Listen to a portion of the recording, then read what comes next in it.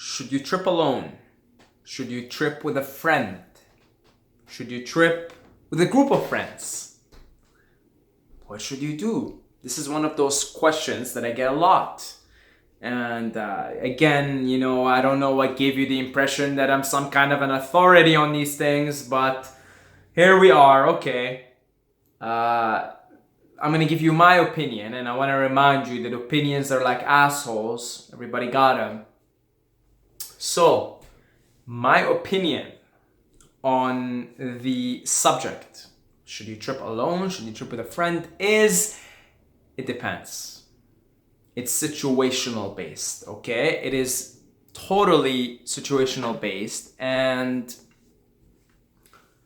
if you were to do it your first time,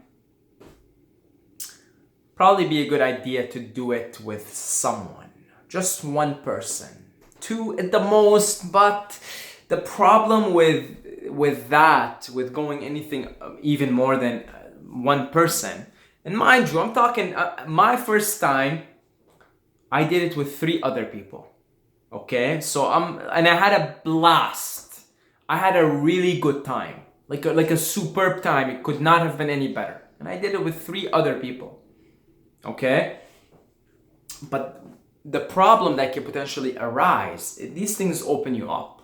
Okay, they make you very sensitive to energy, very sensitive to the input and the output of other streams of energy. And human beings are a powerful stream of energy. Like, you ever hang around someone who's negative, like really negative and really resentful and complaining all the time?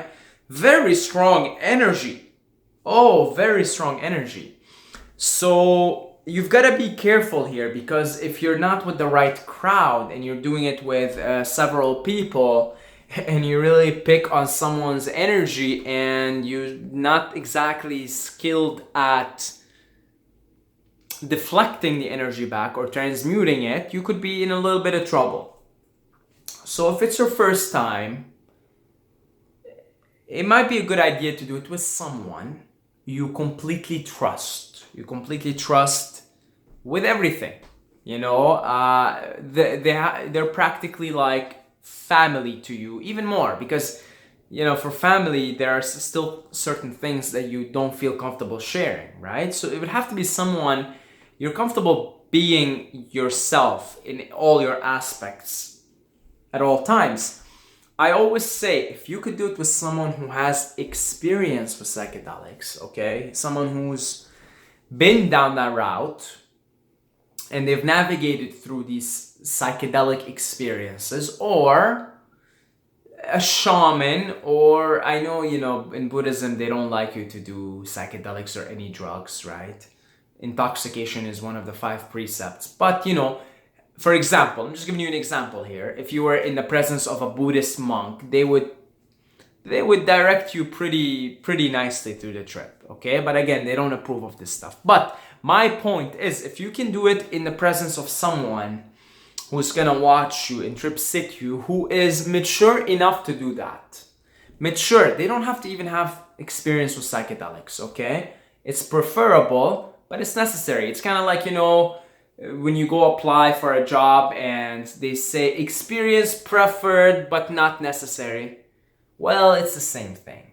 Experience is preferred but not necessary if that person has experience with these states of consciousness. There are people there that have never done psychedelics that can channel angels and channel spirit guides and do crazy things, and they've never done psychedelics. They're just already pre-wired that way. Okay, if you could do it in the presence of someone like that, that obviously is the most ideal thing. Next ideal thing is a friend you really, really trust. Really, really trust. Just to be there to comfort you. Okay, and they don't have to do any psychedelics. They just watch you. They'll watch you. As you become more and more experienced with psychedelics, my opinion is that they're best done in solitude. Okay? And this is coming from someone who just tripped recently with a friend of his. Okay? My most recent trip report on this channel, I talk about how I was with a friend of mine, but we did split. We did split for a good chunk of the trip. He went on his own, I went on my own. So as you become more experienced with psychedelics, maybe the first few times you do it with a trip sitter, someone you trust fully, okay? As you become more experienced, they're best done, in my opinion, in solitude. They're best done by yourself. Because my feeling is the more you experiment with psychedelics, the more you're likely to want to be in solitude. Likely is the word here. Okay? The more likely. Now, probably half the times that I tripped with a friend. I usually don't make it any more than one friend. Because I want to minimize the input, the external input, so I can listen to the inner voice. So I can hear the message. Okay, I'm not exactly doing psychedelics to have a good time, although it's literally the best time ever. But that's not why I'm doing it. I'm doing it because I want to know what the hell this is. Okay, I want to access higher consciousness. I want to hear the inner voice. I want to become the inner voice. I want to become the light. I want to become love. I want to know, show me the way. And I that's kind of why I do psychedelics. I'm not doing it to have a good old time. Okay, I'm not doing it to, have a memorable experience. Okay, not really. I just want to see what the scene is all about. It's kind of like psychedelics is kind of like the dog sniffing for the drug. Okay, in the same way, psychedelics is kind of like the dog sniffing. Okay, I'm like sniffing. Where's the good stuff here? The good stuff being the higher consciousness, being the light, being the love. I take it and I'm sniffing. I'm like, oh, that's how it is. Oh, that's the light. That's the love. That's beauty. That's who I am.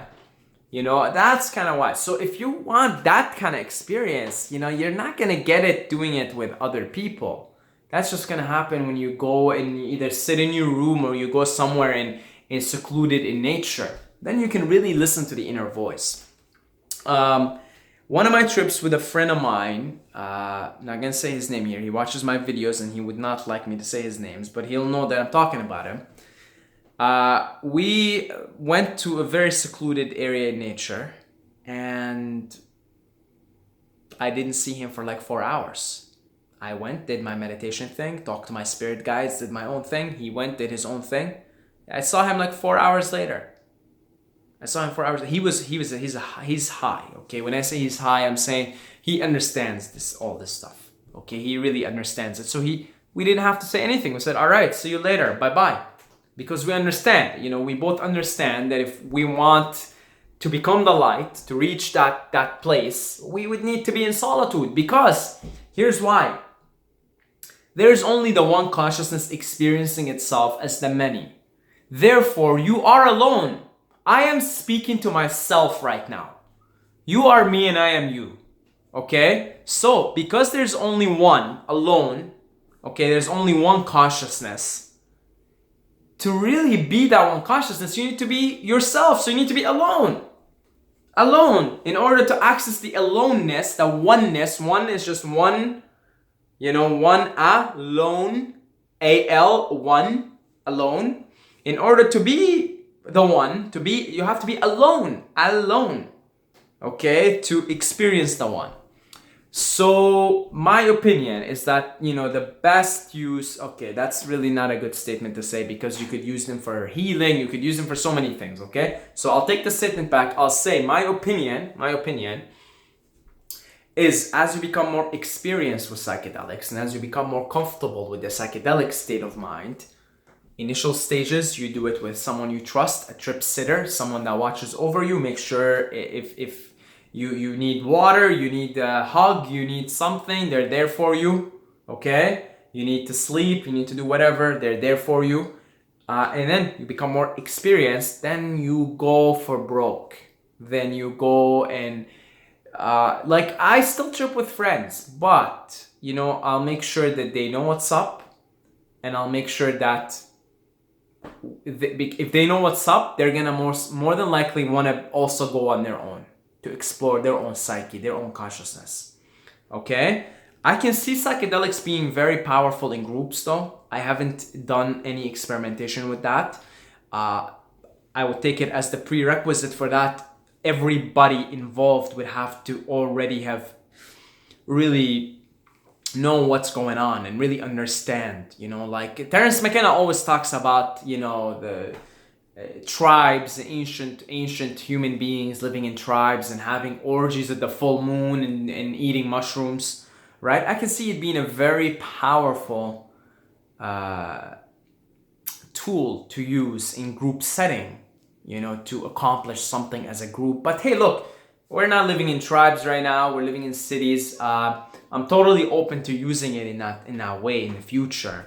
Some kind of ritualistic, communal type setting. I'm totally and absolutely open for that.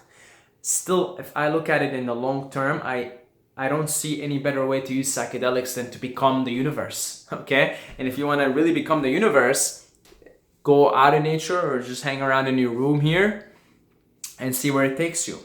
So get some experience, become more acquainted with the psychedelic state of mind, so you could really be acquainted through meditation. You don't have to, there's no like belt here, there's no XP, like, hey, I got 10 heroic doses and look at my belt here. Look, 10 heroic doses here, all right? You spread yourself like this, 10 heroic doses, look at the belt here. 10 heroic doses, how about that? There isn't anything like that. There's simply, are you comfortable with altered states of consciousness? And if you're a skilled meditator, you are, and you probably will have an easy time with psychedelics if you're a skilled meditator, okay? So hopefully that sheds whatever light it needed to shed on your situation.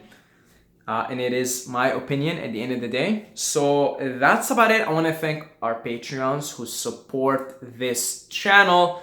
You guys are awesome, generous, amazing people. The kind of people I would consider doing psychedelics within a communal setting.